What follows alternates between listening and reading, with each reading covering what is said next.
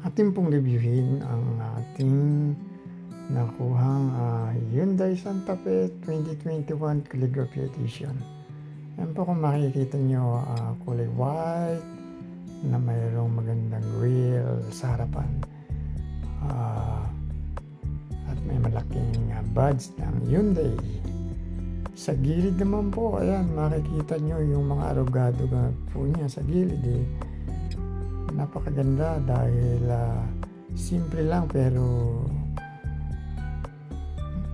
talagang makikita nyo na parang matigas po ang body niya.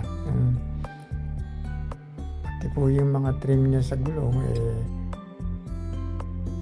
body color po na white. Yung gulong niya din nga po pala is 20 inches po yan.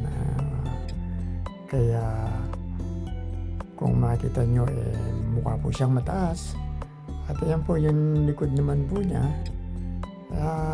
Sa aking palagay, napakasimple lang din po. Hindi naman po siya talagang kakaiba sa mga bagong mga SUV. Ayan po ang gilid niya at kabuuang itsura niya. Meron din pong side mirror na yan po kusang bububukas at nagre-retract din po siya. So ayan po yung harap niya, maganda. Ayan po, makikita ko naman sa inyo kung ano ang itsura niya pag nakailaw po na yung kanyang mga headlight sa harapan.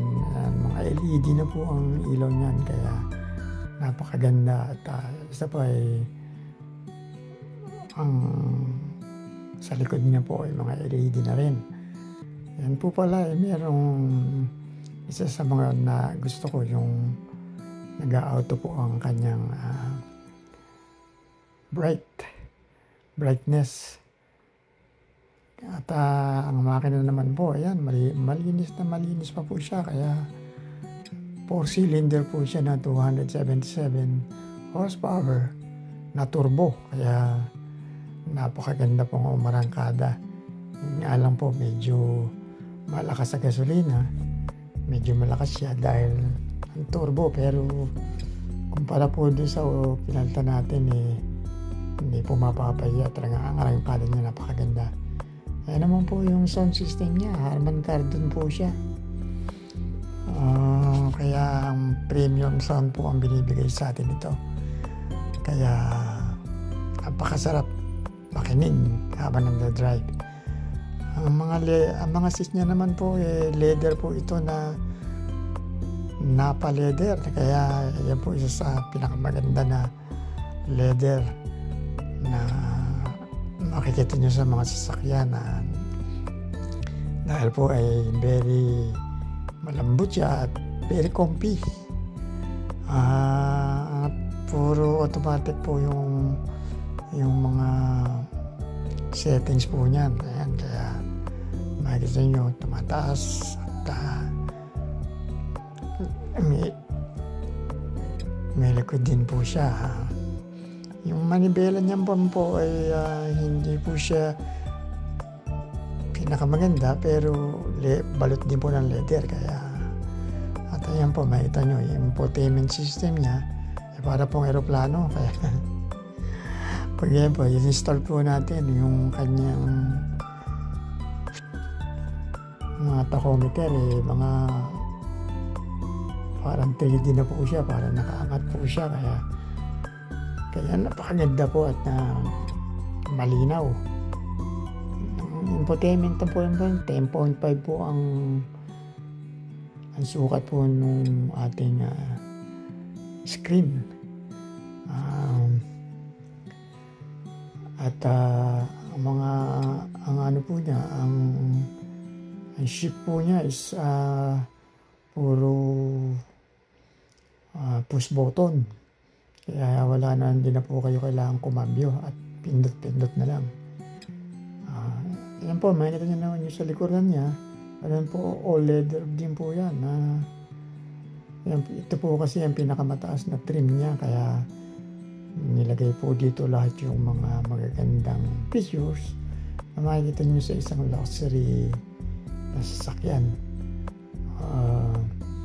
Ayan po yung pinaka niya po niya, yung kisame niya is parang suede po siya, kaya talagang luxury po ang dating niya. At yun naman po yung panoramic sunroof niya hanggang likod, kaya maganda po pagka during summer time pag magandang panahon makakasaga po tayo ng sariwang hangin at lamig.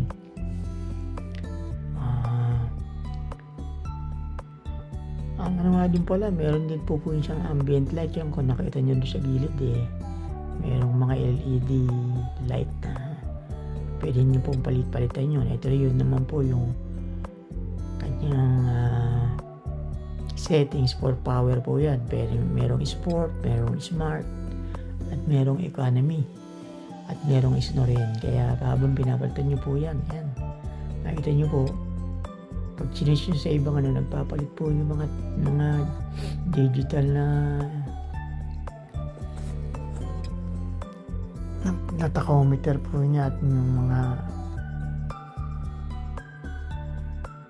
sa harapan, kaya napaka ganda pong tingnan. Ito, pakita ko po sa inyo yung kanyang screen kapag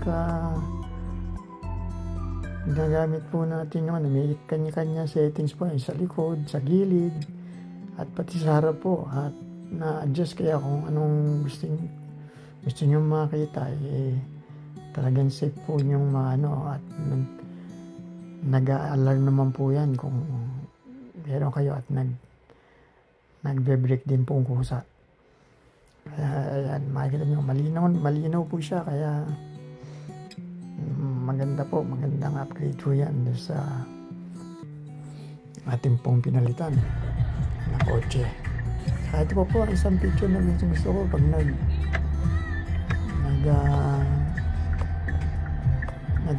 nagano po tayo ng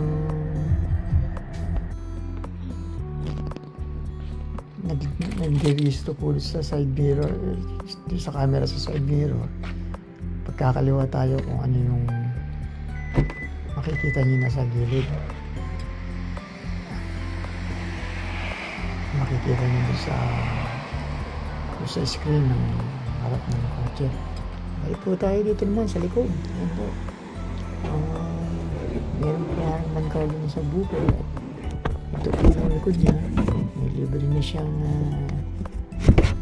rubber mat, at ayan po, merong mga lalagyan dyan na pag may pinamili kayo may malamig, pwede nyo po ito dahil ano po siya, styrofoam po yan na waterproof. Ito naman po yung ating switch para di sa upuan. Pag ibababa po natin yung ating upuan sa second row, automatic na po siyang mawa pag pinindot nyo po yan. Makikita nyo po gano'n siya kaluwag kapag naka po yung kanyang upuan sa likod. So yan po, madali lang naman po ibalik yun pagka kailangan nyo na yung upuan sa likod. Ayan, leather din po yan, all seats are leather, heated seat po yan, kaya hanggang likod. Kaya pag during winter time hindi po tayo maliligan, at ventilated po. Ibig sabihin, pagka mainit naman ang panahon, summertime, pag upo nyo mainit, lalamig naman po yung ating mga upuan. Kaya maganda po. At yan, ang likuran niyang upuan, ayan po, kaya patunay po na heated yung seats. Tapos po ayan, meron pang shade na pwede nyo gamitin sa likuran pag sobrang init ng araw. So ayan po, yan na makikita nyo yung ventilated seat, heated seat, Pati ano po niyan, ang steering wheel po niyan heated. Kaya wala po tayong problema pagka malamig. Kaya meron din po siyang wireless charger para sa phone. Kaya pakita ko naman po sa inyo. Ito yung gusto kong picture niya. Yung nagre-register, yung pop-up display po niya. Meron, nakikita niyo po kung ano yung speed niyo habang nagmamaneho kayo. At pag sumobra kayo sa speed limit, pumupula. Kaya hindi kayo ma-overspeeding dahil nakita niyo lagi kung ano ang takbo niyo. At ito po ang ating namang magic na features po niyan. Ayan, ito niyo sa pamamagitan ng remote, pwede pong matras at umabante yung sasakyan maski walang driver. Maganda po yan pagka maskip yung pinaradahan nyo at medyo alanganin pumasok, pwede nyo i-abante yung sasakyan maski walang driver. Ganda po, di ba? So yan po, pag nag-parking kayo, nakikita nyo rin na re-register doon sa ano yung talagang nakapark na kayo. At ito po, tingnan natin ng habang minamaneho na ng ating wizard. Yan. Sa gabi po, yan ang makikita nyo. Di po ba? Parang aeroplano. Saka isa po sa maganda dito, yan. Yung nagustuhan ko dito, yung noise po niya is very tahimik. Wala pong masyado kayong naririnig sa loob ng kotse habang nagmamaneho po kayo. Dahil ang ginamit po nila dito salamin is may double para ang soundproofing niya is talagang maayos Kaya yan po yung habang minaminayo ay talagang sarap po ng arangkada dahil 2.5 nga po yan na turbo. At yan yung mga cambio niya at ang kanyang infotainment, malaki po siya, kaya kitang kita po natin pagka yung GPS na tamang-tama sa mga malalago ang mata nakagaya natin. So yan po, makikita nyo kung ano ang performance niya sa ano na nakakatuwa po kasi ang ganda ng handling talaga nito. 2021 na yun daw Santa Fe Calligraphy Edition. Ayan po yung ano niya sa gabi. At ang kanyang mga details ng pictures na nakita nyo. Salamat po sa panonood at sana ay nagustuhan nyo.